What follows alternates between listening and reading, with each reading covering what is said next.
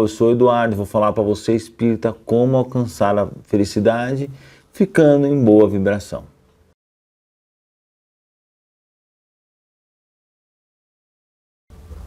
Então, pessoal, como André Luiz já disse, nós temos que nos preocupar com a nossa casa mental. Como que é se preocupar com a casa mental? Da mesma forma que você fecha as portas e as janelas da sua casa, para que ninguém entre, é a mesma coisa que você faz. Você tem que fechar a porta e a janela da tua casa mental, né? Como que você faz isso? Não aceitando as sugestões do mal, não aceitando os maus pensamentos, né? Então nós temos que nos proteger contra as investidas do plano inferior.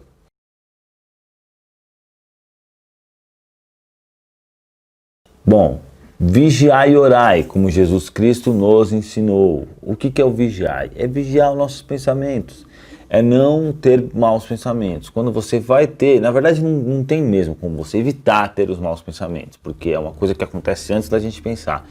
Mas, depois que a gente tem um mau pensamento, nós temos que substituí-lo por outro pensamento. Então você tá lá, aí você fala, eu vou ter que andar 200 quilômetros na estrada, é bem perigoso. Aí você pensa, não, mas tudo vai dar certo, não tem problema. Porque Deus está comigo, tudo, e se Deus quiser vai acontecer tudo certo. Então é substituir o mau pensamento pelo bom pensamento, né? E o orar, que é orar, tem gente que acha que orar é ficar repetindo uma mesma oração decorada. Não que não devemos fazer o Pai Nosso. Quer fazer o Pai Nosso? Pode fazer, eu mesmo faço. Mas o que é mais interessante é você conversar com Deus na condição de um filho, né? Porque todos somos filhos de Deus. Conversar e pedir, etc. A oração deve ser feita pelo menos, sei lá, na hora de dormir, quando acordar, pode fazer durante o banho, pode fazer quando você estiver almoçando, pode ser uma coisa curta que vai poder te ajudar. Então esse é o orar e vigiar que Jesus estava querendo nos ensinar.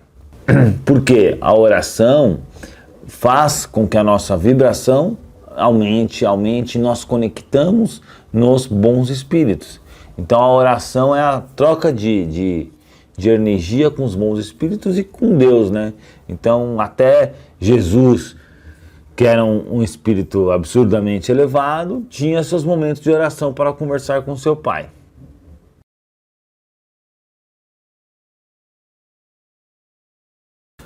Como manter boa companhia espiritual? Com os bons pensamentos e as boas ações. Nenhum espírito inferior vai ficar do lado de um cara que só faz coisa boa e só pensa coisa boa, porque ele não alimenta. A partir do momento que ele começa a fazer coisas ruins, ele está alimentando um espírito inferior. Você mentiu, você vai alimentar um espírito inferior que gosta de mentira. Você bebeu, vai alimentar um espírito alcoólatra. Você fumou, vai alimentar um espírito que fuma. Você teve raiva, vai alimentar um espírito que tem raiva. Se você não fizer esse tipo de coisa, você não vai, eles vão sair fora, porque eles vão ficar fazendo o quê do seu lado, se você não ajuda eles em nada, né? Eles vão ficar do lado de quem ajuda eles. Então, bons pensamentos trazem boas companhias, maus pensamentos trazem más companhias. Então, você é, na verdade, o que você pensa, né?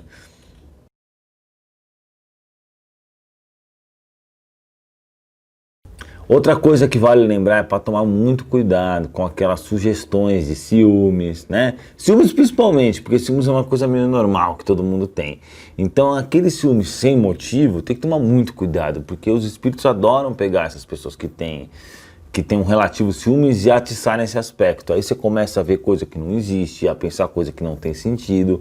Então tem que se controlar, principalmente nesses pensamentos. Também num trânsito, quando um cara te fecha e você vai ficar com raiva do cara. Sempre quando acontece isso, tem um espírito lá na tua cabeça. Xinga o cara, esse cara te fechou, que absurdo. Então esse tipo de coisa você tem que controlar. Você tem que saber que às vezes você está sendo feito de tonto, vamos chamar assim, né? Sendo manipulado.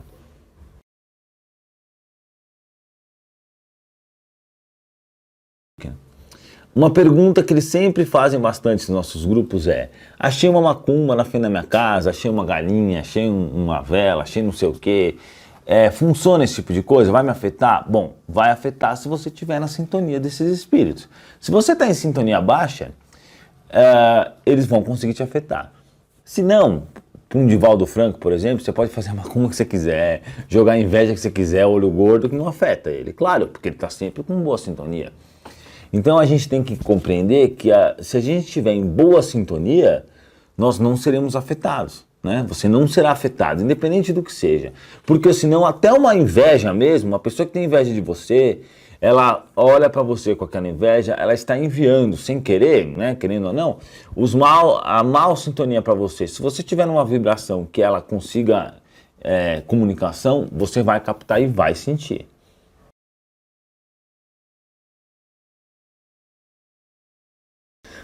Nós temos que tomar cuidado também com o que a gente espalha. Você tem que tomar cuidado com o que você fala para os outros, com o que você faz, principalmente com seus papos, né? Vai falar você vai ficar compartilhando no seu Facebook notícia ruim, coisa de morte, coisa de não sei o quê. Isso você está auxiliando mal. Então tem que tomar muito cuidado com o que a gente... Sempre quando você for passar para frente qualquer coisa, compartilhar, até mesmo dizer alguma coisa para alguma pessoa, você tem que pensar, pô, isso daí será que vai ajudar ela? Será que vai ajudar o universo, vamos chamar assim? Ou será que isso só vai piorar? Ou então aquelas pessoas que gostam de reclamar, né, meu? Aquele tipo de pessoa que tá todo mundo bem. Chega ela consegue contaminar todo mundo. Então tem que tomar cuidado com esse tipo de coisa.